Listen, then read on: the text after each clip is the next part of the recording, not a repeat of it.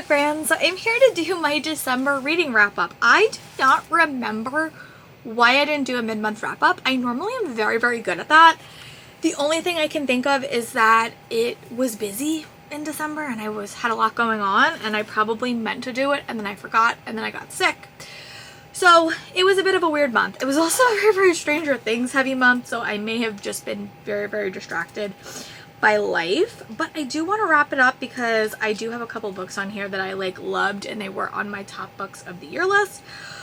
So yeah, we are gonna get into it. I'm gonna try to be brief, but we know how that goes. I want to do stats so I could put this spreadsheet to bed. I love Cassidy's spreadsheet so much because it definitely keeps me organized. And I am going to do another video directly after this where I talk about my quarterly stats and just some plans and some ideas. So in December, I read 19 things. I was one shy of my typical number, but that's okay. I read 6,908 pages for an average page count of 196 pages per day. Definitely elevated, but I was sick for 2 weeks and that definitely increased it. My average page count was 320. I did read a lot of mysteries this month. I read 6 books with Reth, 12 from authors I read before, and I have stopped hauling books. I stopped it because I was very overwhelmed by it. I read 4 5-stars. I read 13 4-stars. I read 2 3.5 stars. Yeah, so I read a lot. I read average rating of 4.16. I read 15 new releases, 2 backlash, 0 from last year. I read 9 physical, 8 audio, and 2 ebook. And then I started 4 series. I continued in 6. I completed 1, and I caught up with 4. And I read 7 standalones. I read 1 companion, 0 middle grade, 5 young adult, 1 new adult, and 13 adult. I read 1 ARC, 7 from Audible, 2 from the library, 3 from NetGalley, 5 owned, and 1 from Everround. I read 2 fantasy romance, 3 romance, 7 mystery, 4 contemporary, 2 fantasy, 1 sci-fi.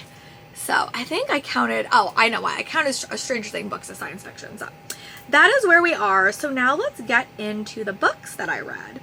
So the first book that I read in the month of December was Liar's Kingdom. This was my 200th book of the year.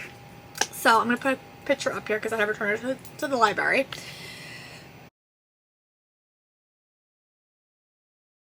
Want to get better at is reading from my library. I do take books out and I just forget about them, but I really did like this book. I gave this book 5 stars. This was a book that I put on hold last year. It just took a while to get my library to get it. This is a Cinderella retelling and I really enjoyed it. I had such a fun time with this story. Basically, you follow a character who she is she's the ugly stepsister. She's Cinderella, and the prince has face blindness, so he doesn't actually know who his princess, the girl that ran away was, so he doesn't actually know, and he comes in and her foot fits the shoe. She thinks it's him. It's really not him. And I thought this was a very solid adaptation. It was a very light romantasy. I will say that it had little to no spice, but it was a fun book. I did enjoy it. It had some unexpected plot twists that I didn't see coming, and I felt that it was a very traditional to the Cinderella myth. I really liked it. It was refreshing. It was a quick read. I gave it 5 stars, and I will say that if you are very sensitive to animal death, there is animal death in here, and it's specifically pet death, which really bothers me, but I did like it. So that is why I gave it 5 stars, and I was very happy that my 200th book of the year gave me 5 stars. And then the next book that I read is Say You'll Remember Me by Abby Jimenez. I will attach a photo of that here.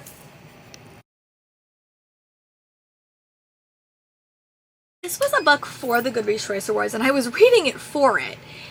I'm only going to give this book 4 stars, and I'm going to give it 4 stars because it wasn't a Laura book.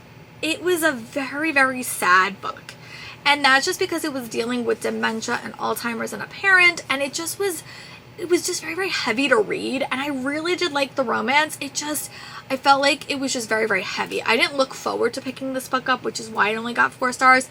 But it is very readable in a sense.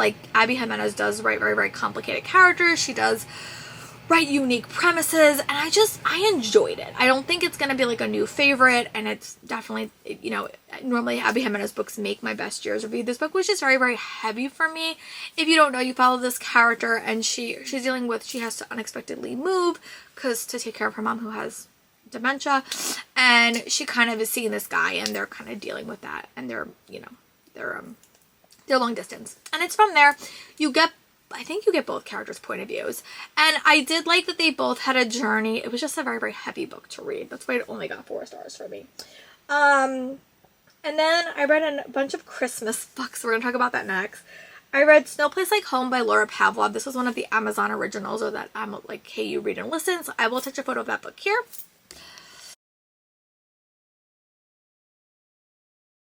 Was just a cute story. It was like a second chance romance. It was very, very short. It was like less than 100 pages. I liked it.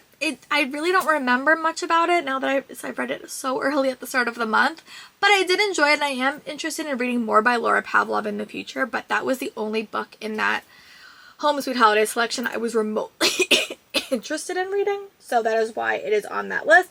I only gave it like 3 stars, but it was fine. And then I read a cozy mystery called Dashing Through the Snow by Rosie L. Laporte. I will attach a photo of that book here.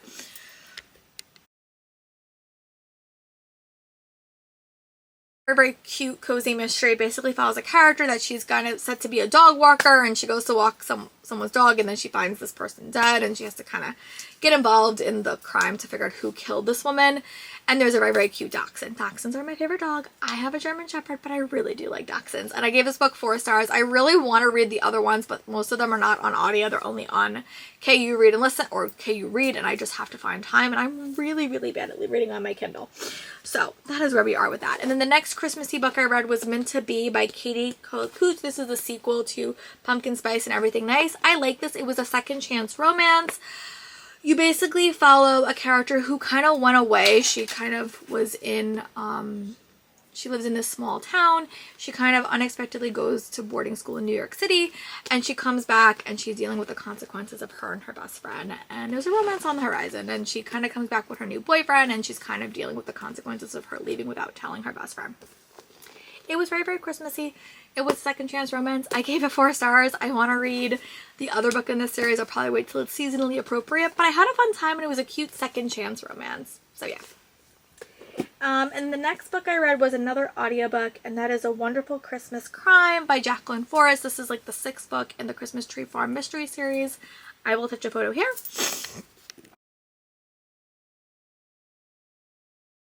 Just a cozy mystery set at a Christmas tree farm. I am pretty deep into the series at this point, but I really do like these. They're very, very atmospheric. They're very, very Christmassy. There was a murder. I honestly can't remember what the murder was because it's been so long that I read it, but I do remember it was memorable. It was a fun Christmas story. Our characters are really not getting on, but they're like going through life changes in this story, so that was kind of interesting to read about. I really hope we get more in this series. Like, I normally read it around Christmas time every year. I had a fun time. I gave it 4 stars. And then I read a book that made my best books of the year list. I read Good Spirits by B.K. Borison. This is one that I had a super fun time with. It basically is like a ghost of Christmas past. It's basically haunting someone and trying to kind of get her ready to go on to someone else. Things don't go according to plan, and he has to kind of solve why is he haunting her. And I really like this. I love B.K. Borison's writing style. I counted this for Covers with Cassidy, her bingo board for romanticism, because it's a ghost lover. I just had a fun time with this one. That was very, very atmospheric, very, very Christmassy. I really felt connected to Harriet. She's very, very much a people pleaser, and I can be that way as well. And I just like the Christmas vibes in the story. I like B.K. Borison's writing, and I gave this book 5 stars. And then the next book that I read was Clued In With Love by Ellie Alexander. I will attach a photo of this book here.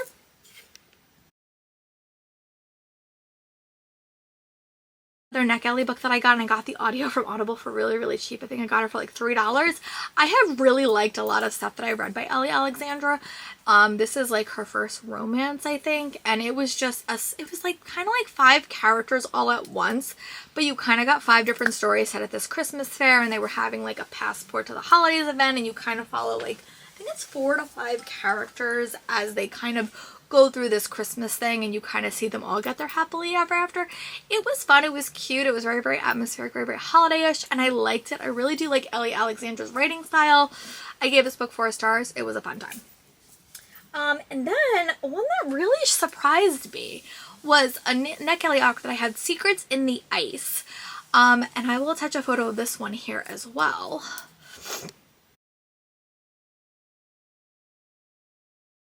A murder mystery. So basically you have a character who her whole family was killed, or basically her whole family got into a car accident, and then you can never find their bodies. They just were missing, and she is the only one left, and she's kind of living with her aunt, and she's the one point of view. And then you have another character who's like a true crime podcaster, and they kind of team up to kind of solve her parents and her sister's disappearance, and things kind of go from there. This was a 400-page book, and I think I read it in like 3 days. It was such a fast-paced read, and I just loved it. I love books about podcasts. I actually physically read this, which I don't normally do, but I really wanted to read this during that Christmas Eve vlog I was doing, or that winter vlog I was doing, and I loved it. I thought it was so fun. It reminded me of like the second in the Holly Jackson series, Good Girl Bad Blood, when there was a podcast element, and I loved it. I love both characters. Our main male character has diabetes. There's a service animal in here. Nothing ever happens to the dog, just know that. And I loved it. I gave it 5 stars. I really want to go back and read more by this author, because she was definitely a hidden gem this year, and I'm really happy I picked that book up. And then the next book that I read was another Ellie Alexandra. I actually just got this from the library because I don't know at this point if we're going to get any more audiobooks from Ellie Alexandra, but I'm so deep into this series, and it's really not seasonally appropriate when I read it, but I read Laying Down the Latte by Ellie Alexandra. I will attach a photo.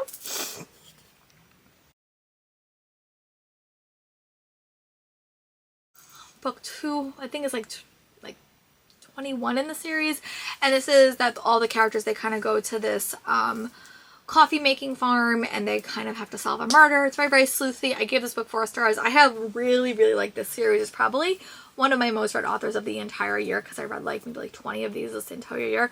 They're very, very fun. I really do prefer listening to them. I really hope that, you know, Macmillan does do the audiobooks, because I really do enjoy them. But I had a fun time with this one. It was an enjoyable listen, and I liked the mystery. So. And the next book I read was Joy to the Girls, and I'll attach a photo. It's 2 authors. I'll attach the book here.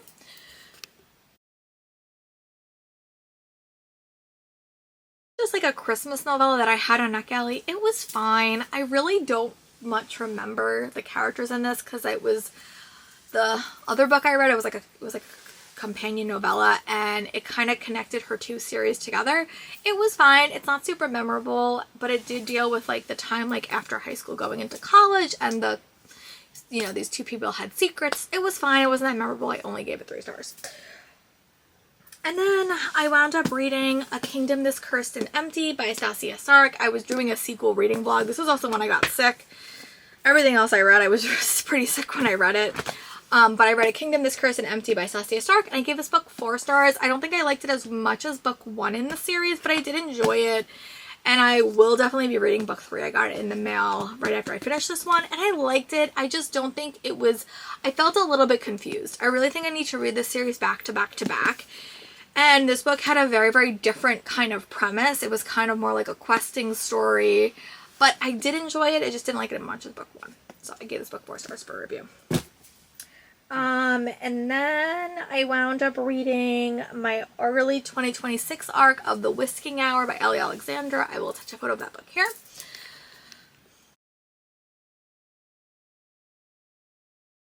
Alexandra book that's coming out in February. I gave this book 4 stars. It was a fun read.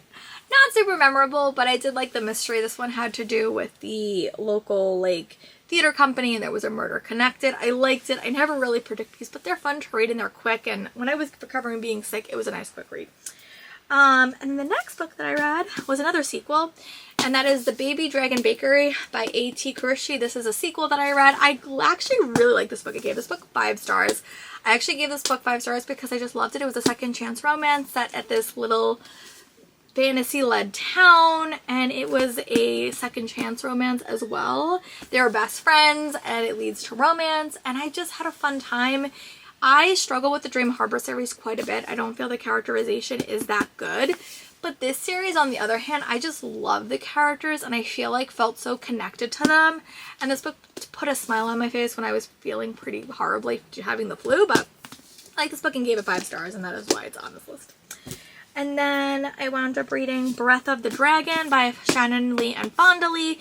This was a book that was on the Goodreads Choice Awards. I gave this book 4 stars. It's very, very martial arts focused. You basically follow a character named June, and he is separated from his mom and his brother after he's learned that he has basically been doing illegal things in his things. He's with his dad, and he winds up joining this competition that his dad does not want him to do to kind of, to basically take ownership of the Scroll of Heaven to a new protector, and things kind of go from there. It's political. It's a very, very fast-paced read, and I really did like the audiobook. I gave this book 4 stars. And then the next book that I read was The Amalfi Curse by Sarah Perner. This was a historical mystery with fantasy elements, and I like this book. I hadn't read anything by this author before, and it was like a super fun time. But basically you have like 3 very different point of views, but they're all kind of working in this like archaeological thing. You have the Amalfi Curse, or the coast. You have 3 witches that are kind of on there. You have a character in the present that is trying to find her father's sunken treasure. And then you have a past point of view. And I like this book. I gave this book like 4 stars. It was a solid read with all of those elements, and I had a great time with it. So I really hope that I get to read more by this author in the future. But this one was very, very fun. Very, very enjoyable. And then the next book that I read was The Maid's Secret by Nita Prose. I will touch a photo of that book here.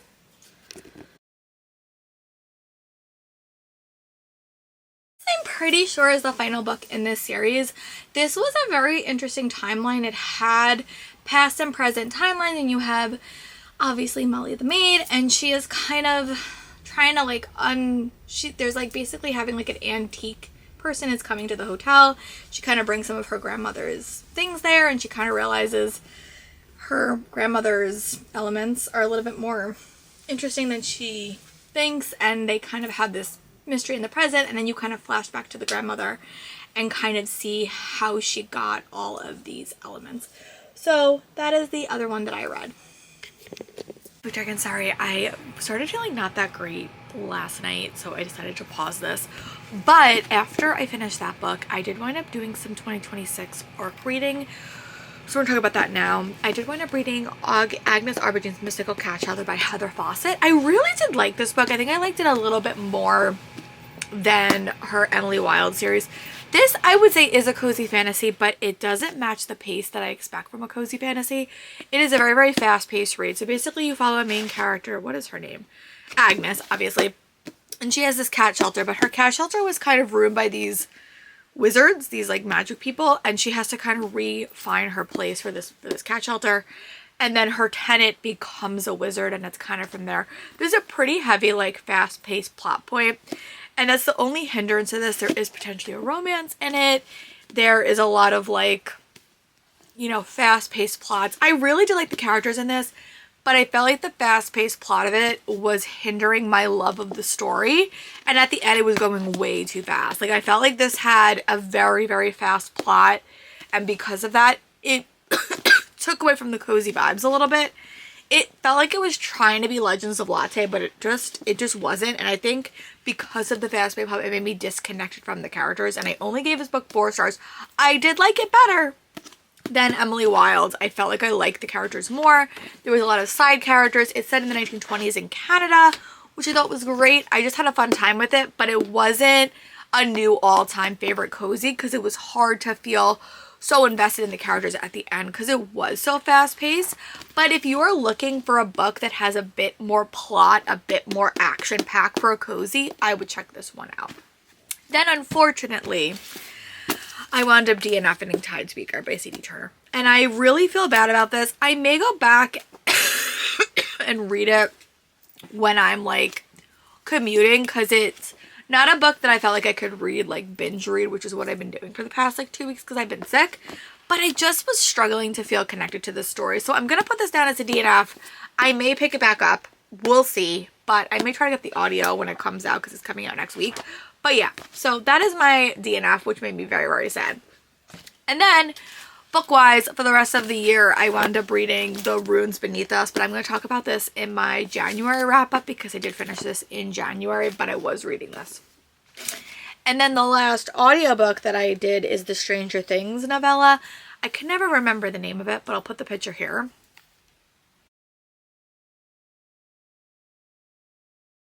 A direct sequel to the end of season 4 going into season 5. It's basically how did the characters get to the crawl environment, and I liked it. It followed Nancy, Robin, Jonathan, Steve, and it basically had them following a little bit of a case as they're kind of getting ready to start season 5, and I enjoyed it. I really did like this. I think that it is obvious that we are definitely going to get a Nancy spinoff, and I'm really intrigued by that, and I'm definitely in my Stranger Things era. It's probably going to last about a month. I'm probably just going to keep rewatching until I'm content to move on to something else. But I really did like this book. I felt like it was a solid mystery. I felt like we got to see more of the characters. I felt we got a little bit more background leading into season 5, and I had a fun time with it. I gave it 4 stars, and I would definitely read more Stranger Things tie-in books. I know that there's some that are better or worse than others, but I had a really, really fun time with it. So that is all the books that I read in December. So that is a very, very long wrap-up. I'm sorry. I don't know why I didn't do a wrap-up for the middle of the month, but I will fix that. So we're going to see my next video where I talk about a little bit about stats. So I'll talk to you guys soon. Bye, book friends.